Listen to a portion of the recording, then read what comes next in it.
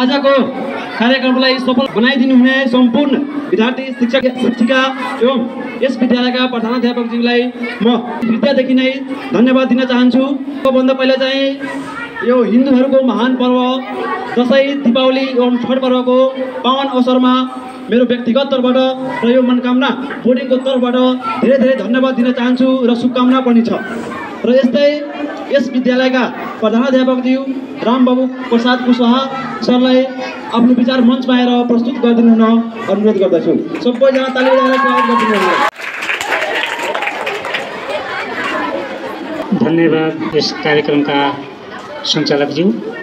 आज 2083 साल असोज महिनाको 12 गतेका दिन यस मनोकामना सेकेन्डरी बोर्डिङ स्कुलमा बडा दशैंको सुरुवात यानी आज षष्ठी तिथि विद्यार्थीहरूलाई अतिरिक्त क्रियाकलाप गराई दशैंको लागि विदा गरिने हुने भएकोले आजको यस कार्यक्रमका यस व्यक्तित्व कला प्रतियोगिताका सभापति महोदय, सम्पूर्ण आदरणीय शिक्षक वर्गज्यू तथा सहभागी सम्पूर्ण विद्यार्थी भाइ बहिनीहरू एवं यस मनोकामना सेकेन्डरी बोर्डिङ स्कुलका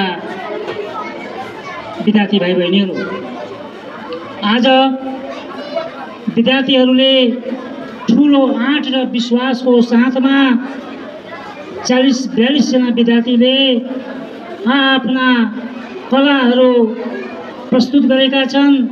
आफूमा भएका क्षमताहरू सबैको सामुन्नेमा प्रस्तुत गरेका छन्। त्यो सम्पूर्ण प्रतिस्पर्धी विद्यार्थी भाइ बहिनीहरूलाई हृदयदेखि धन्यवाद दिन चाहन्छु। आजको युगमा 21औं शताब्दीको युगमा विद्यार्थीलाई मात्रै शिक्षा भएर मात्रै पुग्दैन, किताबी नलेज भएर मात्रै पुग्दैन। अतिरिक्त क्रियाकलापहरू विद्यार्थीको बोल्ने क्षमतादेखि लिएर अनुशासनदेखि लिएर कलादेखि लिएर क्षमता वृद्धि गर्ने विचार जुन राखेका छन् एकदम सराहनीय छन्। सबै विद्यार्थीहरूले कार्यक्रममा चाहिँ भाग लिनुपर्छ। भाग लिएपछि आफूमा भएका डर त्रासहरू भागेर जान्छ र भोलिको दिनमा त्यही विद्यार्थी गएर सफल पनि हुन्छ र चुनौतीलाई पार गर्दै सङ्घर्ष गर्दै अगाडि बढ्न सफल हुन्छ।